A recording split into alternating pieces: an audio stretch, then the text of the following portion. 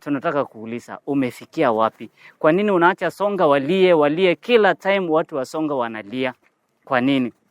Ukiangalia side transport ya Songa, kutoka Songa mpaka Marsabit, barabara pesa ni mingi sana, transport iko high sana.